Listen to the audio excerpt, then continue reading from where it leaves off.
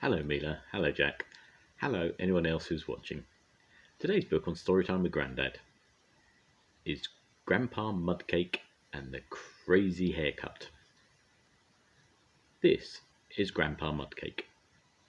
You'll usually find him in his armchair watching television. Sometimes you'll find him in the kitchen eating biscuits. After lunch, he likes to take a little nap. Don't disturb him, or he'll get very angry. This is Grandma Mudcake. Today, she's supposed to be cutting Grandpa's hair.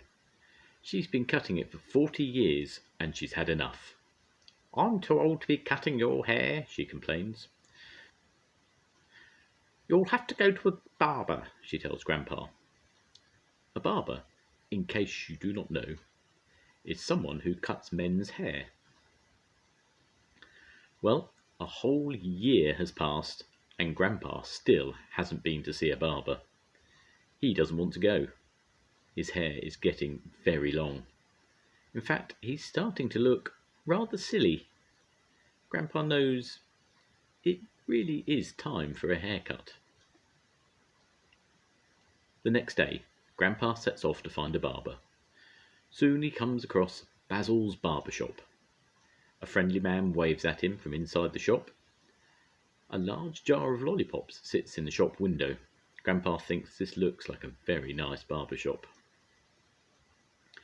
Grandpa goes into the shop and is greeted by Basil the barber. "Hi, you want a haircut?" asks Basil with a big smile. "Can you tidy up my hair, please?" Grandpa replies. "Don't dye it blue or anything," jokes Grandpa. "Okay," says Basil. He looks a bit puzzled. Basil doesn't speak very good English. Grandpa sits in a big comfy black chair, facing a large mirror. This is the time that Grandpa usually takes his nap. Within minutes he's fallen fast asleep. Soon he's snoring very loudly.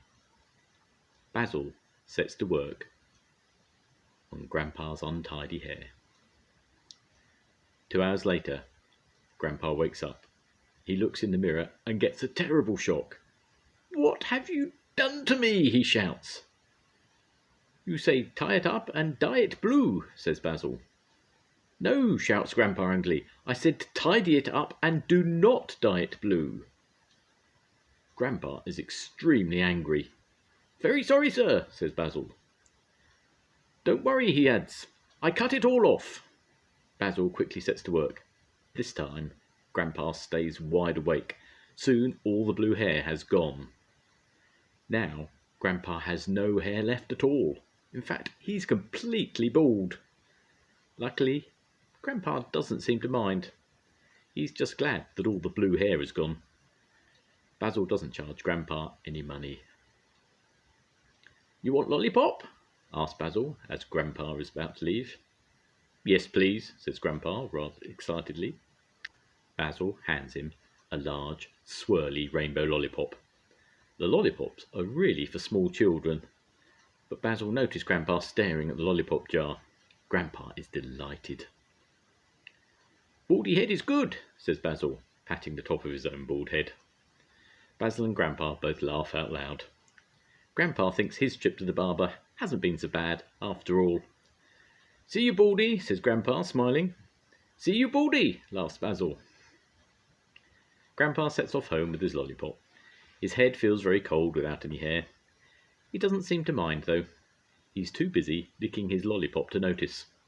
His tongue is starting to turn a rather strange colour. Soon Grandpa arrives home. Grandma gets a terrible shock when she sees him with a bald head and a purple tongue. "What happened to you?" she gasps.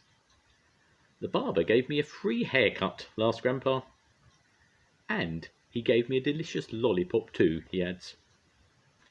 Grandma has knitted Grandpa a woolly hat to keep his head warm.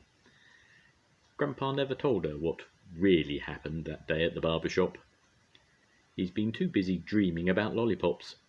He can't wait for his next trip to see Basil. "Baldy head is good," he chuckles to himself. The end. Goodbye. Goodbye, Mila. Goodbye, Jack. We'll see you soon. Goodbye, everybody. Bye.